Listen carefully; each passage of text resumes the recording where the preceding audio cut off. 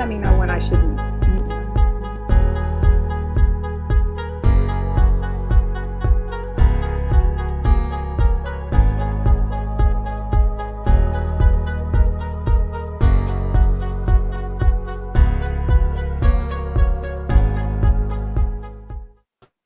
Hey, good day, good afternoon, everyone. Otis Toussaint here from the Office of the Surgeon General of the Army here in Falls Church, Virginia. And we've got another episode today of My Army Medicine Story, co-hosted by myself and Captain Holly Weaver out of the Kansas City Army Medical Recruiting Station. And so we've got a guest today with us. We've got Colonel Tameka Bowser, and we're going to have an enjoyed, pretty good day as far as she's going to talk to us about what her Army journey has been, things that she has done, and, essentially her entire Army story. So I hope you stay for the entire hour that we're going to be talking today, and I hope you enjoy today's discussion. So here we go.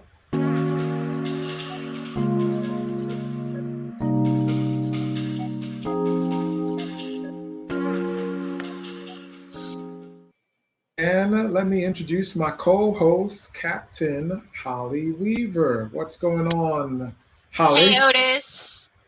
Hey, everyone out there. I am so excited. You know why that is? Because today is Friday Eve. We're coming up on the weekend, and we are here today with another amazing episode of My Army Medicine Story.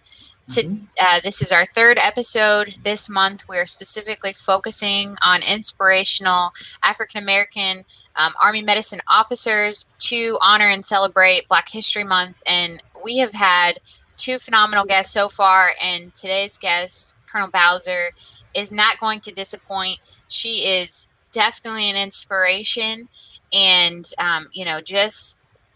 we're thankful that she's joining us today. Absolutely. I'm thankful that you found her. I'm thankful that she reached out, and I'm thankful that we are continuing the communication amongst all three of us. And I think today's discussion is going to be pretty enjoyable, given the fact that, yes, it is African American History Month, but more so, she is coming as an experienced officer, and she's going to talk to us about her background, the things that she's done, inspiration that she has given many who may or may not look like her, and that's always an enjoyable thing to enjoy, to check out. But before we even get into that, I know we have an aspect of that's something that's always relevant to our discussion. I'm going to add on the little ticker on the bottom there. We are still always looking for the next superstar in Army medicine. We're looking always for the next person to join our team. Don't ever feel like your age is going to be a discriminator against you, which, there are certain limits, but Captain Holly Weaver could talk to us about the things that you can do if you want to be part of this Army medicine team. So what would you like to go into? Would you like me to pull up the slide and let's talk about it? Absolutely. Let's just get the housekeeping out of the way, Otis. And, okay. So these are just the basic eligibility requirements to be an Army nurse. You have to be between ages of 21 and 42. Potentially, you could be slightly older if you had served before as an officer. Some cases up to 48 in the reserve, maybe CRNAs, stuff like that. You need to be a United States citizen. Or if you're going for the reserve, which is a part-time position, you would need your green card. You have to have your BSN, but your experience will count towards your application. So if you just graduated with your BSN, but you were already an RN, you can count that experience, and we could go ahead and you could apply right away. You have to have your NCLEX done, and you need to have that specialized experience, at least 6 months, prefer a year for reserve, and at least a year for active duty. We've got to have our skills up to date with our BLS and ACLS for ER and ICU nursing. And then we have to be board certified if you're a nurse practitioner or CRNA. And then the slots are highly competitive. So, you want to put your best foot forward. But that's just kind of a basic overview. So, if you're watching and you're thinking, I think I might want to be an Army nurse, these are the base level requirements. If you want to know more or have any questions, feel free to reach out to me. You can send me a DM on Instagram. You can email me. You can text or call, and I will point you in the right direction or answer the questions that you have. Otis, was saying, don't let your age be a discriminator. So let's say you're in your 40s and you're past, the eligibility requirement, but you still want to serve in Army medicine. We have opportunities for civilians to serve in for the government, at Army and other tri-service facilities. So you could still, accept your call to serve, but as a civilian. So you could be, really any age and serve as a DoD civilian, and we need amazing civilians in our service as well. So just that little plug, and I think this covers the eligibility requirements, and kick it back to you, Otis. Awesome, awesome. Just really good information there. If you want to be a medical professional serving in the United States Army, serving in the greatest army in the world, serving with an opportunity to learn, to get further training, to network, and for essentially a career, you could really make this into a career long-term, serving our finest in this country. So let's go right into bringing into our guests. Colonel Tameka Bowser, everyone could read the description, her bio onto that's on the page itself. And I'd like to go forth without further ado. Let's go ahead and introduce to you Colonel Tameka Bowser. Hey, ma'am, how are you? Good afternoon, Otis. Good afternoon, Captain Weaver. Thank you for having me on today. To be inspiration, it's absolutely amazing. It's been a great journey so far. As you can see there, I'm 22 years into this journey, and some parts of it do feel like yesterday. As we talk about careers in military medicine, I really never expected to make it a career. I'll share, my journey with you all. My relationship or association with the U.S. military began with my father and my uncle. My father was an Air Force veteran who served a short tour, slightly, and finished his tour when at a young age. So I really never knew him in uniform.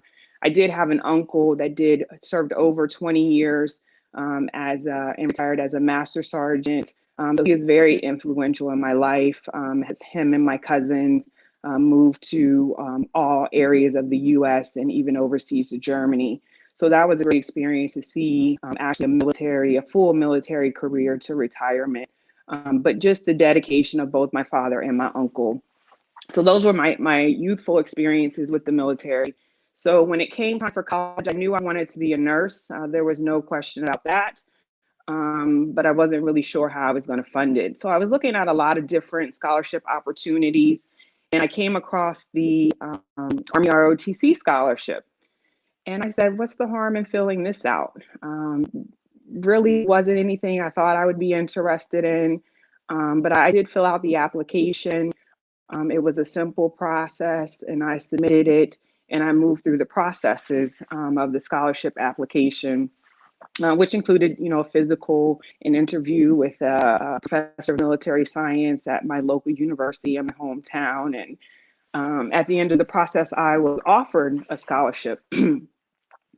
And I chose Hampton University in Hampton, Virginia, to pursue my BSN in nursing. And my mother said, do you think you could do the ROTC thing? And I said, well, Mom, I'm going to give it a try. I'm going to see what it's all about. And I got there, and they had us waking up at 6 o'clock in the morning to do PT, and all my friends were teasing me, and I equated it to a job. So it was no different than some of my friends that worked at the VA as nursing assistants as they were going through school. ROTC was kind of my job. But the benefit of ROTC was a family within a family. So not only my university family, my professors, my roommates, my dorm mates, but my ROTC comrades became kind of a family away from a family. We were joined in the struggle together. And this is the rest of my current family, Max Bowser joining me. So the ROTC community became a family within a family, helping me progress through not only my nursing program, but also the rigors of Army ROTC and preparing us for officership. So when I originally joined ROTC, I wasn't sure if it was really for me, but I'm not a quitter. And I enjoyed the challenge of the ROTC program. I enjoyed feeling myself progress physically and mentally, doing things, the running, the push-ups, sit-ups, that physical training, as well as the mental, becoming stronger as a leader, being able to do things such as public speaking, which had always been a challenge for me. So I enjoyed that, the struggle as well as the reward at the end of being successful. I commissioned in 1998 and went on to Walter Reed Medical Center. Some of us call that the old Walter Reed, but it was the Army Walter Reed off of Georgia Avenue. And that was a great opportunity as a young lieutenant. I was working on a Hematology-Oncology unit. Lisa Mitchell was my preceptor and a leader there, a civilian on the unit. She was prior Army Nurse Corps officer. So that was also nice to see someone that had progressed and come on to her nursing career and stayed there at Walter Reed as a civilian. Once again, another family within a family. Lisa took care of me not only as a onboarding nurse, but also as someone that was away from home and just dealing with my first assignment away from college, helping me integrate not only as a nurse or a clinician, but not integrate clinically as well as just integrate into adult life, self-sufficient living. So I appreciated that. Lots of stories to tell along the way with Hematology-Oncology. Some a little bit more heartbreaking, but definitely was my great opportunity to take care of service members of all services as well as their families. When I left Walter Reed, I went on to Army Public Health Nursing, the Preventive Medicine course, met a lot of great people there. Two of which I know are still in the Army now, Ann Kang and Katharina Lindsay. So public health nursing actually laid a great foundation for me as we went into the pandemic here that we're all going through right now, just being able to track, trace, communicate with the public. So that's been great. So I stayed public health nursing for about, I guess it was just over 10 years. I went to Germany. I got to do a great mission to Romania and Bulgaria, a civilian assistance visit with the 212th CASH, or formerly the 212th CASH. A lot of great memories there. I've got a lot of great Army Nurse Corps officers that I got to interact with from the 212th, and I would name drop, but I'm sure I would forget someone. But that was, once again, a family within a family, being in Germany, so distant from the US, missing out on some of those family traditions of Thanksgiving and Christmas, but getting to celebrate them with my Army family and my CASH family was just heartwarming. It made for great memories and experiences. And I think that is one of the things about the Army that has really, that I really hold dear. It's not only a job, it's a lifestyle, and it's the friend that you make along the way. And it becomes your Army family. Excuse me, it makes me a little bit emotional. Left Germany and the 212 CASH and went to long-term health education and training. Such another benefit of the military. I have a bachelor's and now 2 masters since I've, as funded by the military. I did my first master's in administration while I was working at Walter Reed. I did a satellite program through one of the local universities. You can go through the academic centers on the education centers on the installations. I started it there at Walter Reed, and I was pushed by one of my supervisors and mentors to complete that program. Once again, family within a family. She's become a great mentor and friend. Is actually the godparent of my children. So when I think it's such a great title that Captain Weaver has given me, you know, including mother in my title, because it is become the main part of who I am in this phase of life. But anyway, I finished my left Germany, did long-term health education and training at University of Virginia for a master's in nursing. And that was a public health nursing leadership, as well as a family nurse practitioner. Went on to an assignment at Fort Eustis, Virginia. It's all these families within a family. And that is where I had my first child, Sydney, and my Fort Eustis family took care of me then too. Just making sure that I had everything I needed as a new mother to continue to be successful in my career, as well as take care of my daughter. Wow, Captain Weaver. So at Fort Eustis is where I was a chief public health nursing, working for Dr. John James. And then I transitioned over to the TMC footprint, my first opportunity to work in primary care. Later, PCS to Fort Bragg, North Carolina, Womack Army Medical Center. And when I was pregnant with my second child, and fell under the leadership of Ida Montgomery, who took me through the nurse practitioner transition program, just ensuring that I was fully prepared to be a full-time provider, and had the opportunity to practice as an FNP in the residency clinic of Womack, and later went on to a leadership position in Joel Health Clinic at Womack Army Medical Center.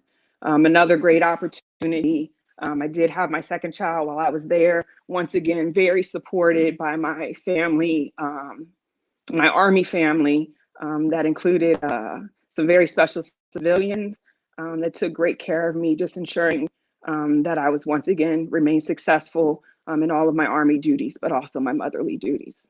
So that was a great opportunity there. And then I came here to Fort Lee, Virginia, Kenner Army Health Clinic.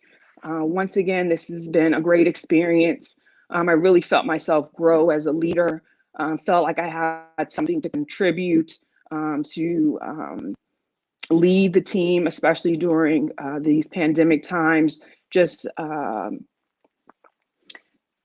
finding ways to accomplish care that was protective of the community, protective of the staff, and available to the patients. So this has once again been another great opportunity. And next I will be going on to a position in Korea at Brian Allgood Health Clinic, and my children are excited to accompany me. I don't know if they know how far away it is, but they do know it's a plane ride. So that's where we sit today. It's been a great ride, lots of wonderful opportunities. And it's just a blessing to have my children present on the back end, and the opportunity for them to experience some of the culture that comes along with Army life when you get to go different places and meet different people. Excellent, excellent. So that's the end of our episode. No, I'm just kidding. I'm just kidding. Ma'am, that was wonderful, just detailing all the things that you've done in your military career. As you see, I purposely put, what is it, blue and white, I think Hampton's colors are. So, you know, just to celebrate a little bit of your school, just a little bit of a color shot out there for you. But ma'am, you know, I know you've detailed to us kind of like a short bio, essentially, of, you know, where you started and where you're at right now. But I know as a military officer, especially a medical officer, there are things that, you know, that we're dealing with, especially with our the pride that we have in our job.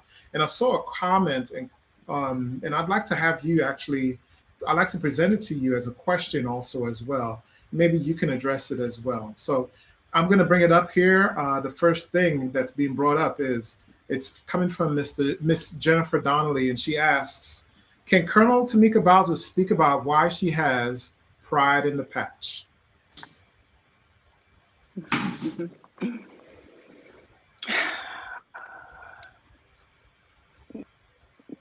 I feel so emotional today.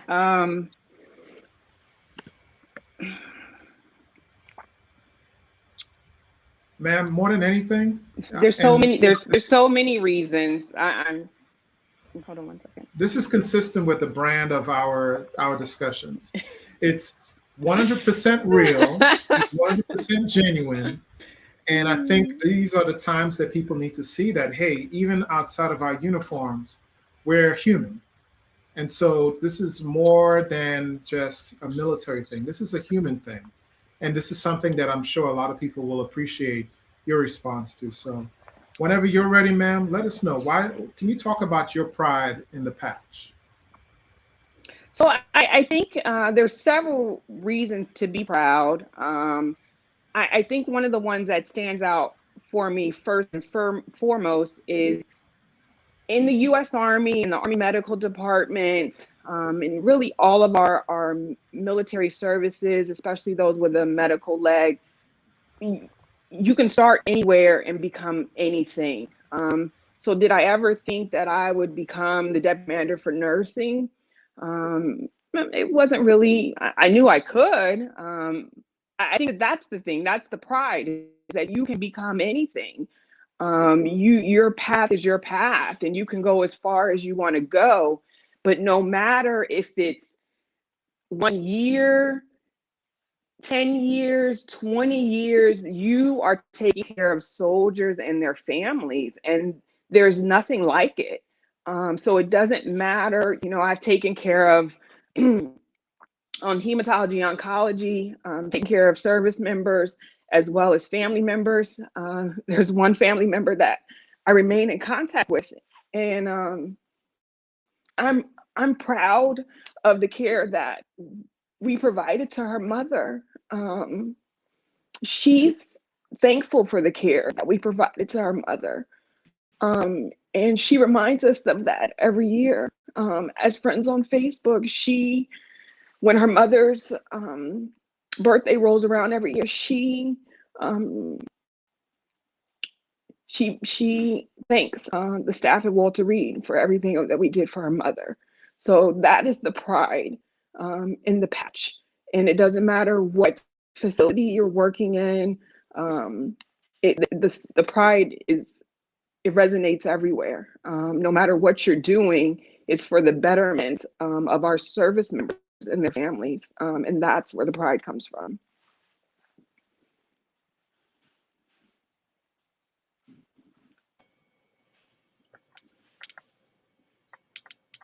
Otis, you're muted. Okay. Hold on, I'm back. I was saying, ma'am, excellent. Thank you for your answer and your response, genuine response about the pride in the patch that you have in your dedication in your job and your career. Go ahead, Captain Reader. You could go ahead and take the next question. And thank you for the comment and question, Ms. Jennifer Donnelly. So, ma'am, first, I just want to say, thank you so much for being so raw and real with us, because that is, what Otis said, that's what we're trying to do and accomplish with these live streams. Our vision is to motivate and inspire Army medicine officers that are currently serving about, how they can push past their own perceived limits and how they can balance their lives, have a family, have a successful career, and how they can go farther than they ever imagined and accomplish, what they want to do by showcasing amazing and inspirational leaders like yourself. So that, that's, what we're trying to accomplish here, and you're helping us do that by, honestly sharing, your pride in the patch. So we couldn't do that without, the genuine and real stories and, sharing that you're doing. So we thank you for that. And something that you said really spoke to me, in regard to, you having a service member that reaches out every year. And I can relate as a nurse as well that, there has been patients in the past where, you're just touched by their family and their friends. And, you often think about, how they impacted your life, and you were the one that had the privilege to care for them. So it truly is a blessing, to be able to even just share a moment in time with that person in whatever part of life that they're in, whether it's when a new dependent is being born, a new Army baby is being born, or when it's a veteran or a family member or a service member is taking their last breath. Being an Army medical professional is truly an honor and a privilege. And I think that you're really speaking to why we have such pride in the patch. So thank you so much.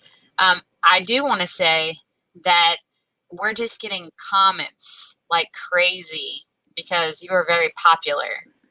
So I'm going to bring Otis back up here and kick it back over to him because we just keep getting lots of comments, and I'll have him pull them up and we can further our discussion. Awesome. I've just been around thank you for that. I think let's go ahead and put up some of the comments that we have already, and maybe we could, maybe some folks that we post on here. So we'll post one here from Colonel Latanya Walker. She says SN number 2 is the best. I'm guessing she probably means season number 2 of this live stream thing I've got going on here. Thank you, ma'am. No, that's we got one from Miss Jackie Nurse Onassis. number 2. I know Colonel Walker. She's awesome. She's absolutely awesome. What's this? Super Nurse number 3. Pite Pride? Pirate. It's supposed to be Pirate Pride. Okay. Hampton University School of Nursing. Okay. Class of 2009. Awesome. Thank you very much, Miss Onassis. We've got one from Miss Sherry Wilson. She said, Colonel Bowser is such an inspiration.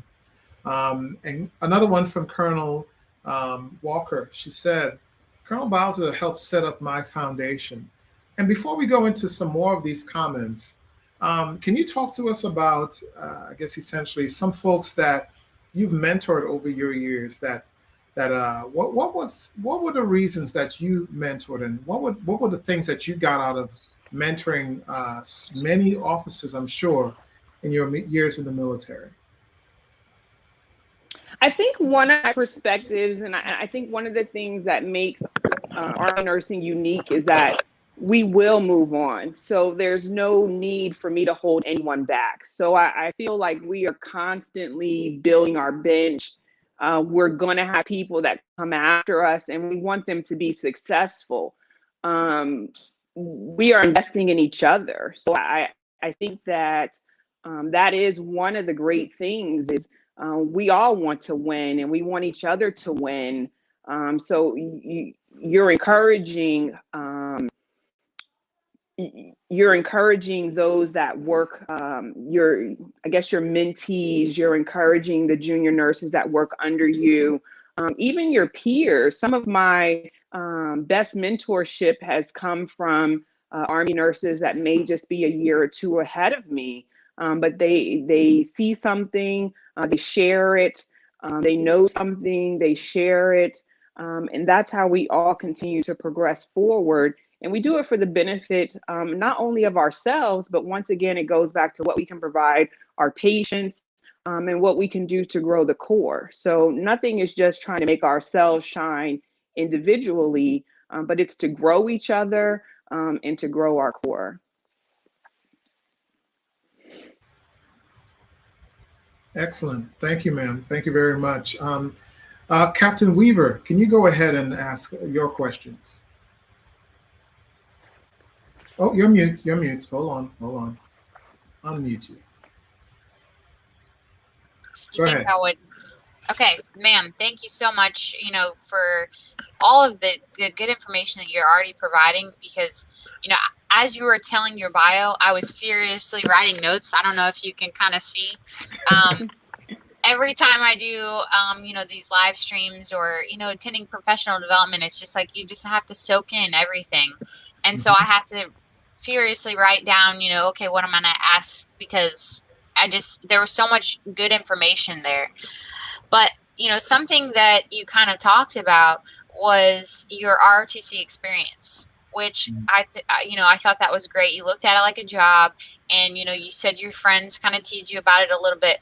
But in the Army Nurse Corps Facebook group, I saw many people comment, you know, about how you were their ROTC nurse counselor. So can you talk about how it was going back into ROTC as an Army nurse after you were an ROTC cadet yourself, you know, many years before? So how was that kind of full circle, and just talk to us a little bit about that experience?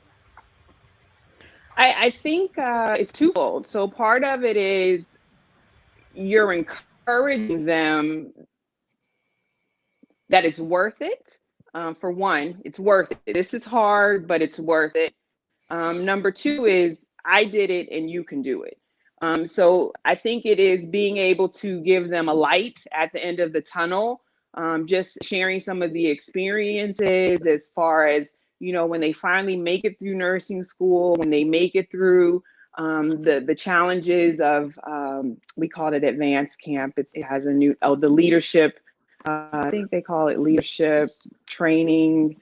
It has a new name now, but it was advanced camp we went through. I think it's LDAC currently. But just giving them something to look forward to. There is something after this, and it's going to be so worth it. Because sometimes, you know, as you're in nursing school, you're bogged down. You're doing a lot of academic work. You're not getting a lot of hands-on patient care. It's limited to just your clinical time, and you just wonder, what does the other side look like? So just being able to sit down with my cadets at the time and tell them, hey, you guys, this is very hard academically, this is very strenuous physically, but it's going to be worth it and you can be successful. I'm sharing that I had some of the same challenges, feeling overwhelmed with schoolwork and knowing that you had to go to the field for ROTC, that I was there, been there, done that. Got the t-shirt and you'll get it too. So it was a great experience. Just being able to share what my experiences at that point had been in the Army Nurse Corps. I had been through 2 different duty assignments, one as the medical surgical or 66 hotel at Walter Reed, and then on to the 66 Bravo or public health nursing position from Fort Riley. And I even had a short deployment to Kuwait under my belt. So I was able to just share some of those experiences, making it a little bit more real for them, rather than something that, you know, an actual person that can share what it was like versus just reading about it in a book. So I enjoyed my nurse counselor experience. The other thing that I enjoyed about it was getting to meet people outside of Army medicine. So I worked with my S3 or my ops person, was an armor officer, Joe O'Donnell, my fellow nurse counselor from the Northern Brigade. I want to say she was in 1st Brigade, Marguerite Raciello, and just working together to talk to students and teach them just about what life was like in the Army, and just recruit for the Army Nurse Corps. Awesome, awesome, awesome. Thank you very much for that response, ma'am. Let's see. Let's talk about a little bit. We got some good questions coming in, so let's go ahead and post some of these questions and have you answer them. The next question I see here comes from Miss Laura Porter, and she asks, strategically, where do you see nursing going relating to a broadening command and operational assignments outside of what you may be considered traditional nursing roles? Thank you very much for that question, Ms. Porter. Well, we're seeing it already.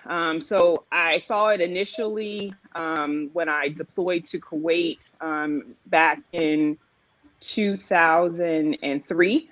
We had a nurse practitioner actually filling a PA role. And I think that it's just, it's just going further and further. There's a new initiatives with TRADOC to put in organic medical assets. And I believe many of those assets will also be nurse practitioners. So I feel like the role for nursing is growing and growing in Army medicine. And I think that those are the opportunities that I had the opportunity to share with the cadets when I was on the when I was in Cadet Command as a nurse counselor. And then now as a DCN, just giving nurses some perspective on where their careers can go and the opportunities that are out there. So I think the opportunities are limitless. Nursing is such a diverse field, and we're showing our value in so many different venues, to include the operational assignments. Awesome, awesome, awesome. Thank you for that response, ma'am. Captain Weaver, you're next. Well, I will just go ahead and say, just there are so many different, just to echo what Colonel Bowser said, there's just so many different opportunities.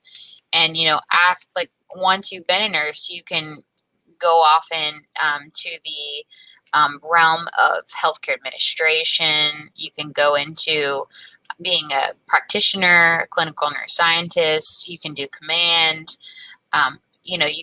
You could be an instructor, teaching LPN students or medics, so there's just so many different opportunities, and then with reverse provis, or now they're calling it mapped, there's just additional opportunities that we have to do operational things, as well as working in a traditional, medical center, health center, and stuff like that. So one of my favorite things about being an Army nurse is that, you are just exposed to so many different opportunities, so many different jobs. I'm only 8.5 years in, and I've worked as a medical surgical nurse, a labor and delivery nurse. I've been a head nurse of a clinical, of a primary care unit. I've been in company command, and now I'm a healthcare recruiter.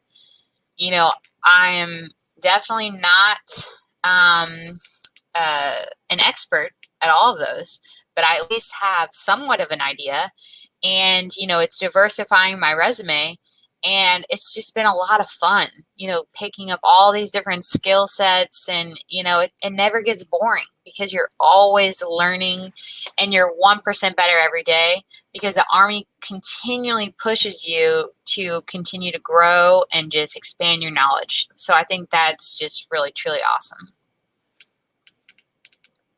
Absolutely. Awesome. So, ma'am, let's go into a little bit some more of these comments that we see coming on here. So I'll go ahead and post some of them, and maybe some of these folks that are checking out our discussion today, okay? So let's see. We got one from Miss Lori Tassell. She said, Tameka, so accomplished, sound like a life well lived. And I think she corrected herself. Apologies, Colonel. It's just so she corrected herself. So we appreciate that there, Ms. Tameka. We've got here, let's see. And if you know these folks, you could go ahead and give them a quick shout out too, ma'am. That always Hi, Lori. helps. Shout out to CJ. That's my high school friend. Oh, okay. Awesome. Let's see. We've got another question here from YouTube. It comes from a Kelsey Crow. And the question is, I have a question. How do you go about getting your health administration degree? Do you know about other master's programs the Army will allow soldiers to earn? Either one of you could answer that question. Ma'am, I'll let you go ahead and share how you applied, and then I'll add on to what you said. So I think it depends on where you're starting and what your interests are. So like I said, I went to funny story, life story. I was a second lieutenant at Walter Reed, and I was pretty comfortable in my craft. I think it was about a year in, and I had a boyfriend at the time that lived out of town. And I called my mom, and I was whining about I missed my boyfriend, and she said, you need to go back to school. So I actually went down to the education center at Walter Reed. I think it was in one of the outlying buildings, and I went and talked to an education counselor there. and told her, about I wanted to get a master's degree, and she took me through some of the options. So that is definitely a starting point, is with your education center if you're already in. And then later on, when I decided to go for the master's in nursing, was when I used the long-term health education and training program to the University of Virginia. But there's different avenues, lots of different health administration programs out there. And the Army does have the Baylor program, which nurses also attend, which has a healthcare administration focus. Did you have anything to add, Captain Weaver? I would just add that personally, I'm using tuition assistance to pursue my master's degree, and I'm getting a Master of Arts in Executive Leadership. And then, if I decide later on that I want to compete for the Baylor program, I have not precluded myself from that. And I actually would just need to take the GRE and apply and compete for LSAT, and could, end up going and obtaining, whether it be my MBA or MHA or another advanced degree. So that is something that's just truly awesome that the Army offers to all of its service members, is the tuition assistance. And, for soldiers, there is no, repayment. For officers, it is a 2-year, they call it an ADSO, where you owe 2 additional years. Me personally, I know that I'm going to keep serving, so I don't mind having a 2-year additional service that I have to owe, because I'm saving, $15,000 to $20,000 by using tuition assistance. So there's a lot of programs out there that you can continue to further your education in the Army, and I'm definitely taking advantage of them. Awesome. I wish things were different. Where I was actually an ROTC Green to Gold Scholar for nursing back in 2005, but things don't always happen on your own accord, and everything just happens for a reason. But I enjoyed my time working as a medical officer, the time that I worked during my active duty time. So shout out to Army medicine in that regard. Ma'am, let's transition to, we have another comment here coming, and shout out to you. And it comes from Miss Leslie Atkins. And she said, "So proud of you, Colonel Bowser. Love from home in Dayton." Shout out to Dayton, Ohio. Awesome. Absolutely. Ma'am, let's kind of go into some of the themes and questions that kind of resonates with African American History Month, and things that, you may have experienced, things that you would like to speak on, or maybe an experience that you may necessarily motivate someone else who's checking out our discussion today. And my first question is, when did it become apparent to you that representation mattered, especially as a nurse coming up in the field, a nurse of color? Otis, you're trying to make me cry again. That's the goal, ma'am. That's the goal. I just got myself together. Wow. So when I realized representation mattered, I was a second lieutenant sitting in Blessey Auditorium at Fort Sam Houston, Texas, and Brigadier General Betty Simmons walked up on stage. She is the 20th Commanding General of the Army Nurse Corps, and she's African American. And that's when it hit home that representation matters. That point I knew I could be anything and do anything. Later, working as doing my clinical hours for my nurse practitioner at Fort Eustis, McDonald Army Health Clinic, I ran into General Simmons again. Once again, she was being the best that she could be. She had gone back to school for her nurse practitioner, and she was seeing patients there at McDonald.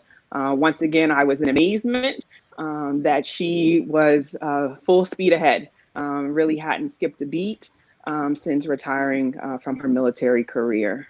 So once again, she was there taking care of soldiers and their families, and just amazing nurse, leader, and it was just a sight to see. Awesome. Thank you for telling us that story about our departed, from what I just read up a little bit ago, retired, Miss Betty Simmons. I just did some research as you were speaking about her. I always like doing a little bit of research to find out who exactly are these people that stand out to individuals. So, Captain Weave, I know you've got a question.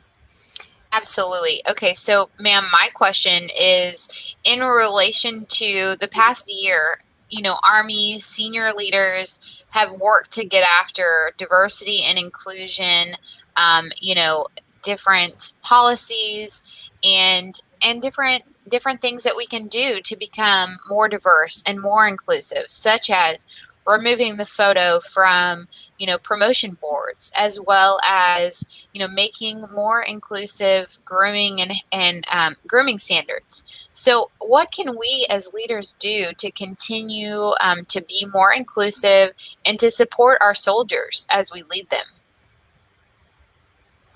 I think first of all, we have to lead by example. So ensuring that in any of our hiring, selection, recognition processes that we are doing so based off of merit and performance.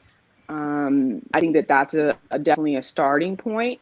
I feel that programs such as the one that helped me enter the Army, I came in the Army, it was actually a Army ROTC nursing scholarship that had to be used at an HBCU. And that was just to support the HBCU programs in helping them produce officers for the military. So those things help overall.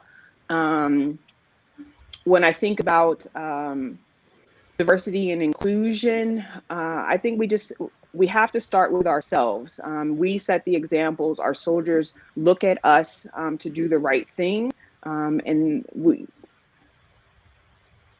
in being inclusive, being supportive. That is what our soldiers need to see, not just in policy, but in action. Awesome. Thank you very much for that response. Thank you, ma'am. Thank you very much.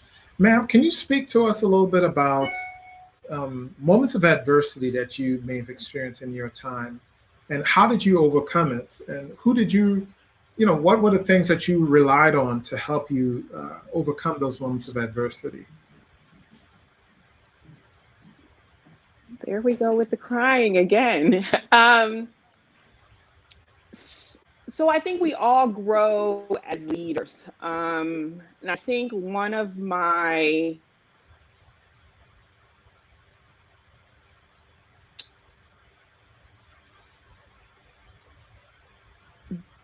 oh gosh, there's so many moments. Not bad, not in a bad way.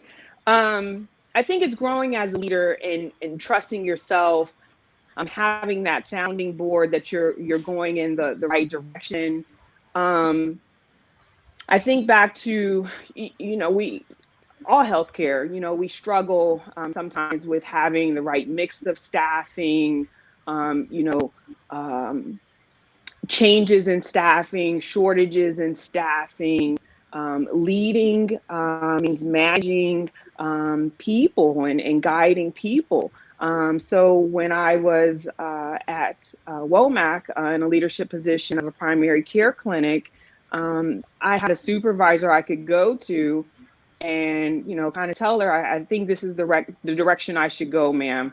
And she would, you know, talk to me and give me that reassurance I was headed in the right direction, or give me things that I should consider in making my decision, never taking away my role as the leader, but she as the chief of primary care, just ensuring that I was thinking about things comprehensively and doing what was in the best interest of my clinic to get me closer to the goal of access.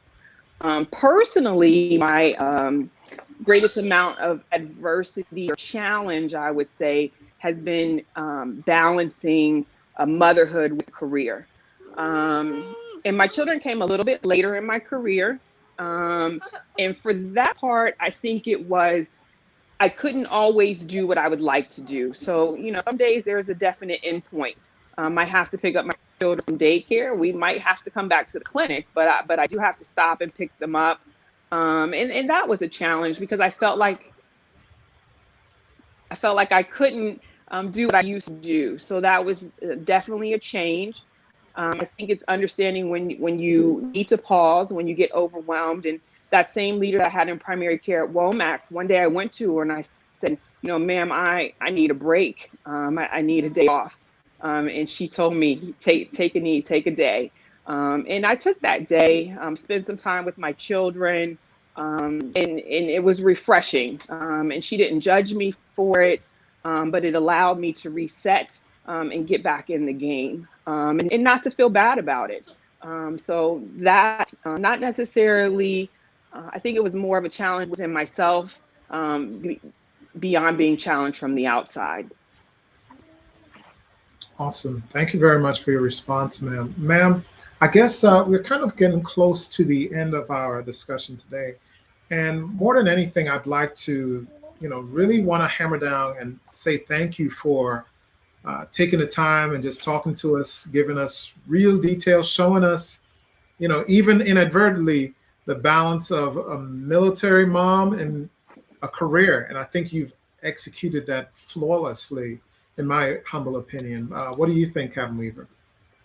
Absolutely. I hope that in a few years, more than a few years, that I will be, in the same position, where I'm a colonel and still balancing, being a mom and being successful in uniform. So, I know we don't know each other that well, but I definitely very much look up to you and appreciate the mentorship that I've already received from you. So it's definitely very commendable that you are able to balance and be so successful. We got some more comments coming in right before we take the show off, but let's go ahead and post some of these comments. A comment here coming in from Miss Amelia Duran Stanton. She said, "That's my OAC, now CCC classmate. Proud of you, Colonel Tameka Bowser." So Captain Career Course, yes, small group with Lieutenant Colonel Duran Stanton, PA extraordinaire. Excellent, excellent. So we've got another one here coming from Ms. Samantha Bazin. Colonel Bowser, as a leader, I know you know that I think you are amazing. One of the things I never shared, though, was that one of the most inspirational things I've watched in you as a leader was watching you be a mom. Thank you for setting the example and making it okay for leaders to be moms. Wow. What do you think about that, ma'am? Well, then I think it was Meg Bazan. She saw it in action. Motherhood doesn't stop. Our kids need us, and when they need us, we have to be there. Sometimes that means bringing them in tow to handle a few things at the office before we can take them home and hydrate them or take them to appointments and things of that such. But I think it doesn't have to be an either or. And that there are certain points in my career when I really thought it had to be either or. But you can have both. Is it challenging? Yes. Is it rewarding? More so. And that's what I take away from it. I'm glad that I can be an inspiration to Lieutenant Colonel Bazan. But I was inspired by my supervisor at the time. She had 2 young boys as well. And she was juggling. I don't know if it was much of a balance. Sometimes it's a juggle more than a balance. But she was making it happen. So I really just did what I saw done and tried to do that for those under me as well. Excellent. Thank you, ma'am. And so we've got 2 final comments here. I think you may know them personally. One from Jerron Bowser. He says, "Proud of you, Meek. But what else is new? Continue to inspire and be great." That's my baby brother. There you go. I thought it was, ma'am. We've got another one here from Miss Sylvia Bowser. She said, "Great job." That's my mama. All right, Miss Bowser. I try to make her proud. There you go. There you go. And we've got another one here from Miss Jessica Wright. She said, "Colonel Bowser is simply amazing. She does it all and makes it look easy. I'm proud of you and happy to be part of your village." Ma'am, that is excellent. Thank you, Miss Wright, for your comments. Ma'am, more than anything, we're thankful that you're part of our Army Medicine family, our Army Medicine pride, and our Army Medicine village. I want to say thank you for coming and just talking with us today. It's really, really appreciated. And we hope that you could invite others and invite yourself to come on back in the near future to talk with us about, everything that's Army Medicine. Yes, ma'am. Thank you for so having much. me, Otis. Thank you, Captain Weaver. This has been a great opportunity. I'm proud of what you guys have done, and I see a bright future for both of you. Keep up the good work. Thank you, ma'am. Thank you, ma'am. And so, ma'am, we will, if you hang out in the broadcast room, we'll go ahead and just talk a little bit more. Okay, ma'am? Okie dokie. Are you putting me there? Yes, ma'am. And so, more than anything, we want to say thank you all for really checking out one of our Army superstars, Colonel Bowser. Her story is absolutely incredible. The things that she's done in her career is awesome as well.